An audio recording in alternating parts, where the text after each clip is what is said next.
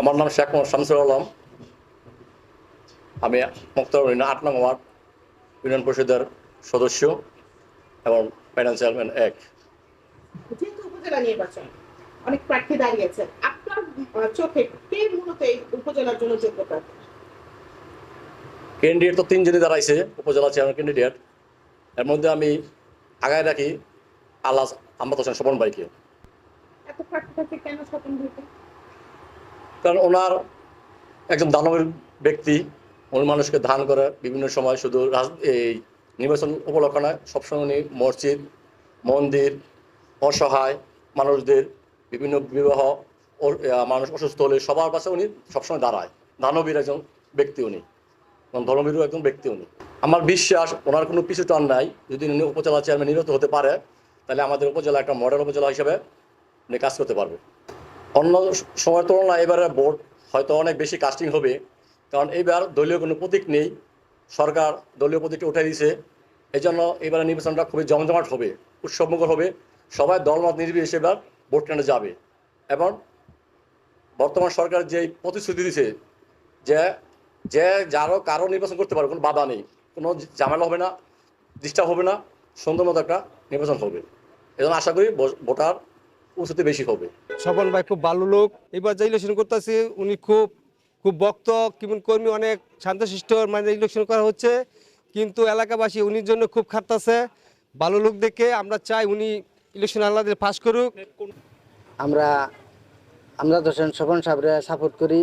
উনি একজন সমাজসেবক, দানবীর, তারপরে আপনার ব্যবসায়ী লোক, ভালো লোক, নামাজ পড়ে, রোজা করে, হজ করে, জাকাত দেয়।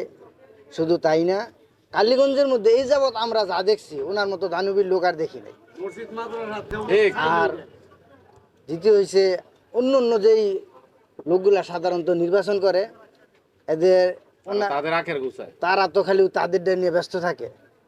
উনি নির্বাচন ছাড়াই যা মানুষে দান করতেছে, দিতেছে, আমরা যা দেখতেছি, অন্য অন্য লোক নির্বাচিত হইলেও তা করে না। তো আমি মনে করি কালীগঞ্জবাসীর উচিত ওনার মতো লোককে সাপোর্ট দেওয়া এবং ওনাকে নির্বাচিত করা। যদি নির্বাচিত করা, এতে করে এই কালীগঞ্জবাসী কিছু পাবে, কালীগঞ্জবাসী কিছু পাবে। কারণ যার পেট ভরা তাই সে আর খাইতে পারে না। যার পেট খালি সে খাওয়ার জন্য হা করে তাকায় থাকে এদিক সেদিক। সে বুঝে না গরিব, সে বুঝে না ধনী, সে বুঝে না লিগেল, সে বুঝে না ইলিগেল, তার শুধু খাওয়া। কিন্তু ওনার তো তা না, ওনার মানুষকে দিতে চায় এই আর কি। তো এই জন্য আমরা গ্রামবাসী, অত্র এলাকার লোক যারা আছে, জন প্রাণে উনি আসেও নাই এই এলাকায়, এনে আসেও নাই, তারপরেও মনে করেন যে শয়ে শয়ে সাপোর্টার ওনারা সাপোর্ট করতেছে। ওনার ইনশাল্লাহ আমরা ওনাকে নির্বাচিত কইরা কালীগঞ্জবাসীকে এবার দেখাই দিব যে না, যোগ্য লোক উনি। আজকে মূলত আমরা স্বপন ভাইয়ের প্রচারণার উদ্দেশ্যে যা বলার সম্মিলিতভাবে বলতেছি।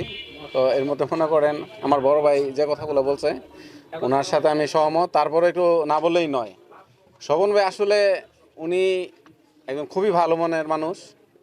আমরা বালিগাঁওবাসী, এটা আমাদের বালিগাঁও গ্রাম, ৫ নং ওয়ার্ড।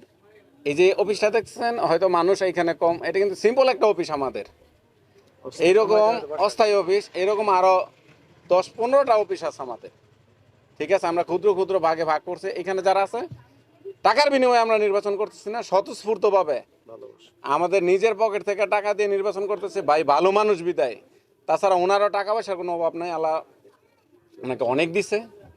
এবং ভবিষ্যতে উনি শুধু একটা চেয়ারের দাবিদার, আর কিছুই না। উনি পাইলে ভবিষ্যতে আমাদের জন্য অনেক কিছু করতে চায়। প্লাস করতে গেলে একটা ক্ষমতার প্রয়োজন, ক্ষমতার কোনটা চেয়ারটা। তো আমরা স্বতঃস্ফূর্তভাবে নামছি, ওনাকে যে কোনো মূল্যে ইনশাল্লাহ ভোটের মাধ্যমে বিজয়ী করব।